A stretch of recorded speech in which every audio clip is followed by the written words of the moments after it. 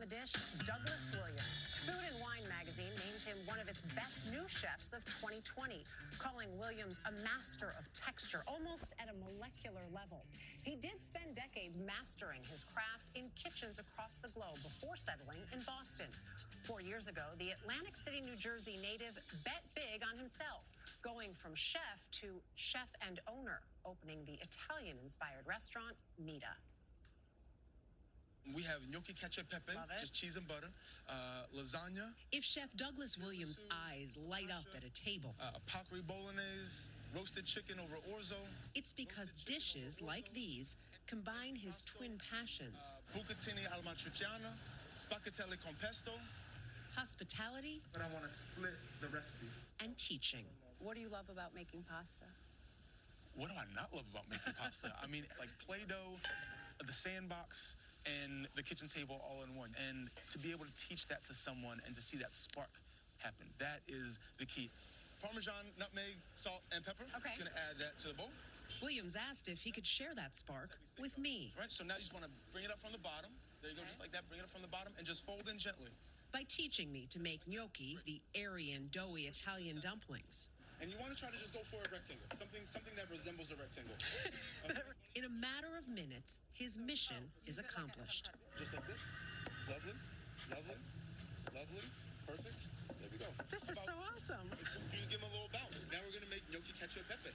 Douglas Williams traces his passion for hospitality to his childhood in Atlantic City. So this is a very simple preparation of gnocchi cacio e pepe. So most gnocchis are made with potato, but gets a little dense for me and a little starchy. We make ours with fresh ricotta, which fresh ricotta is softer, it's gentle, it's creamy, it's all the things you want. We mix it with pepper, a little egg yolk, roll it out, and then we have this really lovely tender gnocchi. Now we're gonna mix it with a bit of, could you actually help me out? Do you want me to help you with this? Two big pinches of salt, please. 2 big pinches Father, of salt Son, Holy over Ghost. here. Okay. Yep.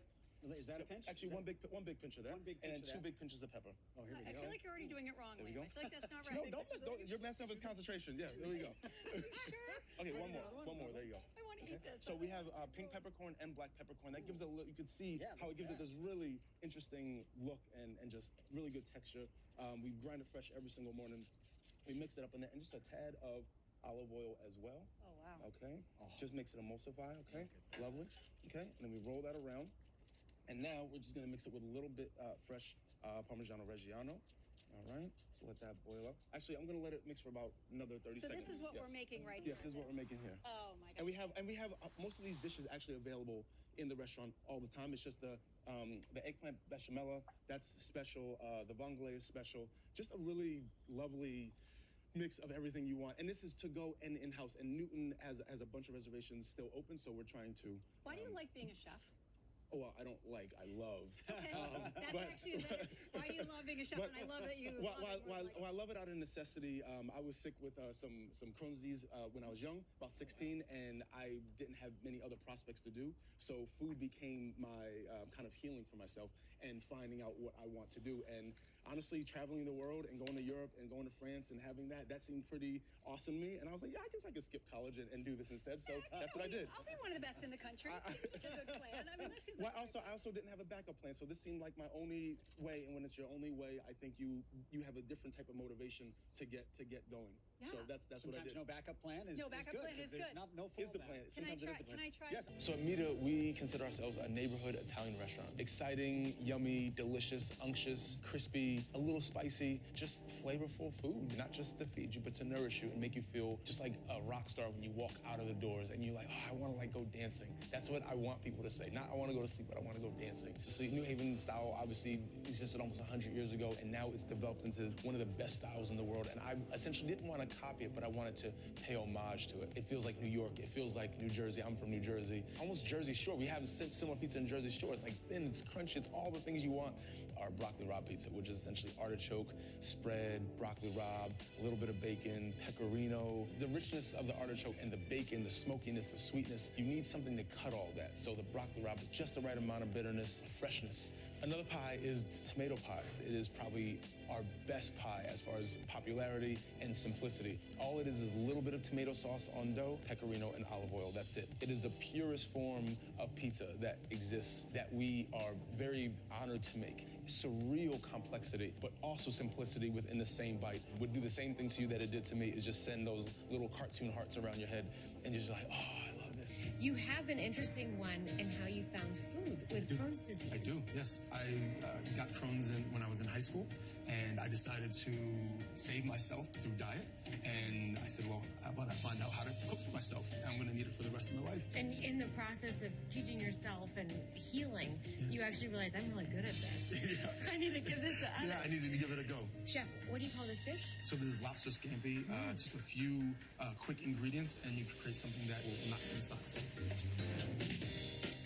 So let's start off with just a teaspoon of garlic, teaspoon of capers right in this pan. Right, Great. so that's just going to saute. Let's actually drop our pasta while we're talking. I like how you're using the capers with that sweet, briny essence Of course, as your yes, base. yes. So now, lobster stock. All I did was boil some water. Beautiful. So now we're going to add some nice dollop of mascarpone to that pan. Great. Now we're going to take the linguine. This goes in there. Yes, it does. So now let's add some lobster. Great. Okay. Add a nice little dollop of roe butter. Now Okay. watch this. This is going This is to going be to be, cool, it's isn't gonna it? be very cool. See how it starts to turn? Yeah. I love how you're using every part of the lobster. Absolutely. Can you give me some basil? Okay. Taste? I'm gonna leave it up to you. Go ahead and give it a taste. How's that? Yeah, it's okay. It's really good. Let's add a little Vinsanto. That one right there. Okay, like it's a not little... it's not gonna flame. I wouldn't do that to your hairstylist. Okay. Now I need one more taste from you, from the master, please. How's that? This adds this depth, and I can't quite figure out how it It leaves got there. everybody in mystery. Yeah. Yes. Fantastic. Yes. Okay, do we get to plate it up and We do. dive in? We do. Chef, this smells amazing. You did a good job. I'm gonna go for the lobster, the capers. Yeah.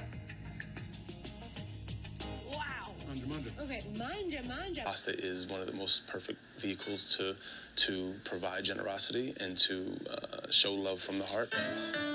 William's love for pasta is palpable when you see him make it by hand. So basically I take ricotta, a little egg, Parmesan cheese, pepper, nutmeg, salt, mix it together, roll. All of the pastas here are made in-house. This is the regatta gnocchi. You get these beautiful little gnocchis, and then I toss them, popping like jumping beans.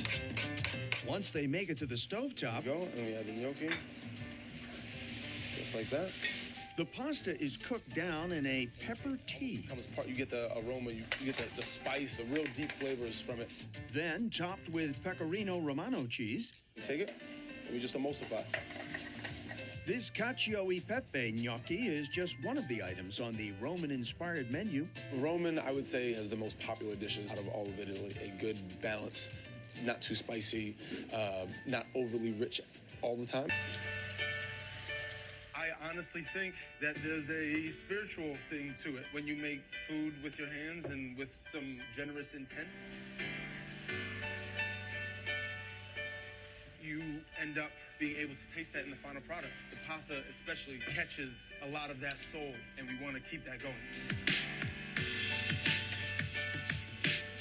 Douglas Williams is a hands-on kind of chef, rolling, cutting, and stuffing all of his own pastas. We make our own pasta to control the quality, to control the consistency. I keep on trying new shapes and things that appeal to the type of sauces that I make. And all of this pasta-making perfection is happening daily at Mida. Mi da means he gives me in Italian, and we want to translate that into generosity, and that's the pillar that we stand on, from how we price our food to our portion sizes to how we greet our guests, and we hope that that translates all the way through the customer experience.